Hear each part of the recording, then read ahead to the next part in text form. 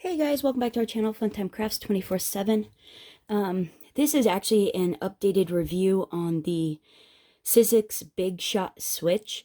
At the end of the review video of the second one that I had done, I had a bit of a problem with my plates sticking in the back, the original plates that came with the machine.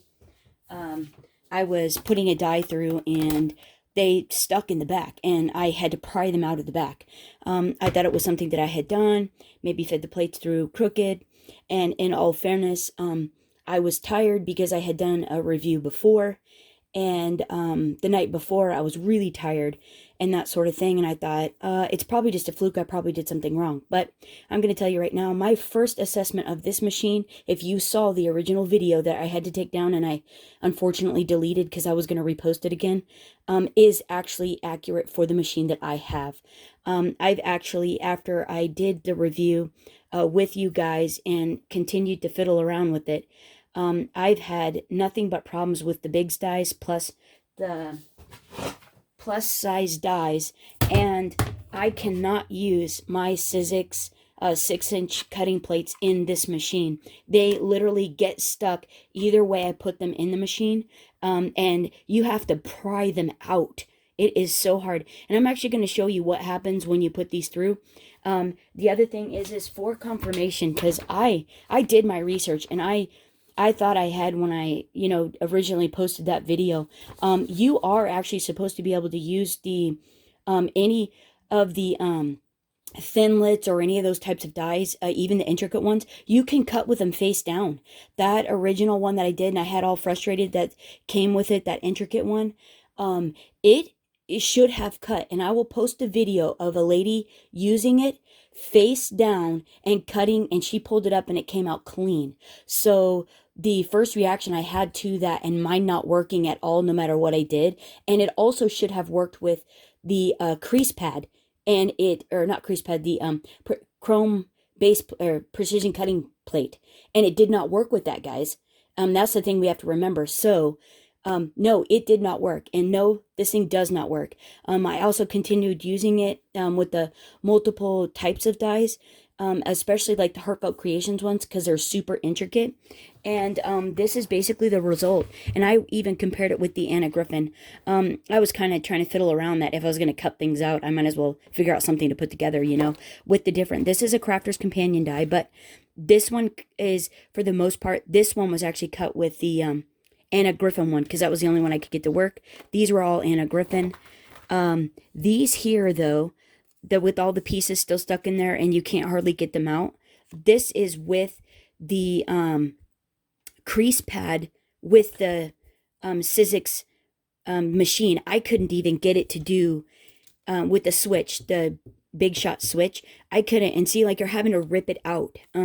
It would not cut it at all. And granted, this is a really intricate one, so I busted out that premium crease pad to see if I could get it to work, and I could get the main circles of each one of these dies to cut out, but not any of the intricate portions. However, as you can tell with the Anna Griffin, I did have to flick and poke out a few pieces. I did have to add the metal shim underneath, and but come on, it actually worked really well. Let me show you what those dies are. These are the rounded window frames from Heartfelt Creations. These are the ones that I used. So there's that. But the really kicker part about it is, and I'll post another link, Scrap Diva used this exact same bigz die. She didn't have any problems, but watch what happens when I put it through my machine. It's quite interesting, and it is not really a fun deal. And so, proof, sizzix website right here, I printed this out for you, sizzix.com. In their description, features 9-inch opening with a full width sensor. Now, focus on the highlighted part. This versatile sizzix die machine is compatible, meaning it goes with all sizzix craft die technologies, including the popular bigz steel rule dies, as well as accommodating multiple sizzix cutting pad sizes. So, let's do this. Let me kind of scooch this over a bit and move these around. So I didn't have any problem with my bigz die cutting.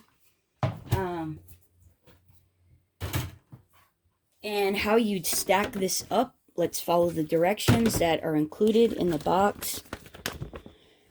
It says, let's see, right here, standard bigz dies. You have your bottom plate, you have your die. I need a cutting material.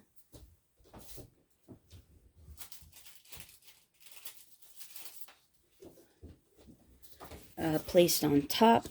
And actually, let me show you what the die is. It's actually quite darling. It's a sizzix plus die, so this is a behemoth. It's this cute little car one. Let's see. Does it have a name on it?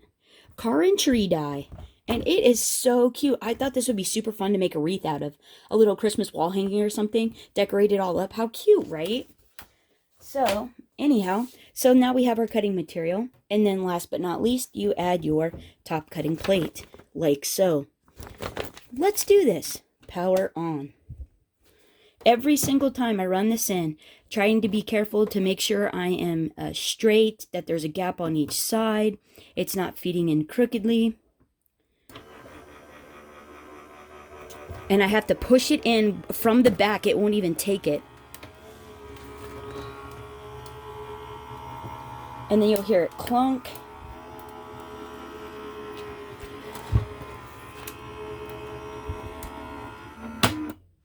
Hear it clunk? Yeah. You can't. You can't even. You can't even. You literally have to pry these buggers out of the machine every single time I use this blasted die. Every time. There. So, you get a little, good little, make sure you keep a rubber mallet, I guess. So, that's my experience with that. But Scrap Diva had success, I will tell you that. Now, the other thing I was going to show you was all standard cutting machines. I've got my 6-inch standard platform. Only 2 cutting plates. No material, no dies, no nothing. Relatively flat. Not too much bow in these. Obviously well loved, because if I have to, they get stuck, I'm like, ah.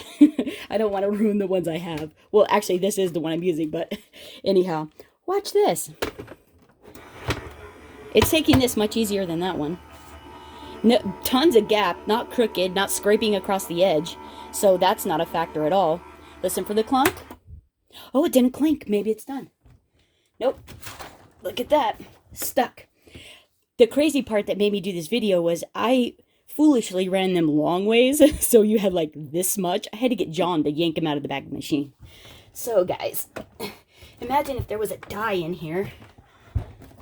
Your pretty paper. Whatever. That's what you get. So, unfortunately, my experience, yeah, my original conclusion was correct. Not product fail. If you saw the original post, I'm sorry I took it down. Product fail. No bueno. No bueno. So sorry I took that post down and I deleted it. I wish I hadn't, but there you go. This has been my bane of my existence for a couple of days, and I thought it was me. It is not. I will post the links in the description down below. Hope you guys have a fantastic weekend. If it was me, I would think about it, but in all reality, the Anna Griffin, she hasn't given me any trouble. I even put her up on a little pedestal so I could use her more efficiently, and I am loving her. So she has been the queen of the craft room for the last couple of days in comparison, and she is lovely. Like I said in the original video, the only downside is it doesn't have a platform that you can rest things on, but it's not really that big of a deal. I wish the top was a little bit more flat and that these buttons were actually to the side so you could use it as a little workspace on the top. But hey, it's beautiful. It's got a gorgeous handle. It was clean, classic, beautiful design by Anna Griffin, and it works like butter almost every time. If you have fussy ones, you add a little shim, and it cuts gorgeous, cuts beautifully. I mean, I had a serious stack of dies here, and oh my heavens, where's that card at? Oh, it is these. I mean, and look at this. This is beautiful. This is clean. That is so nice. That is gorgeous.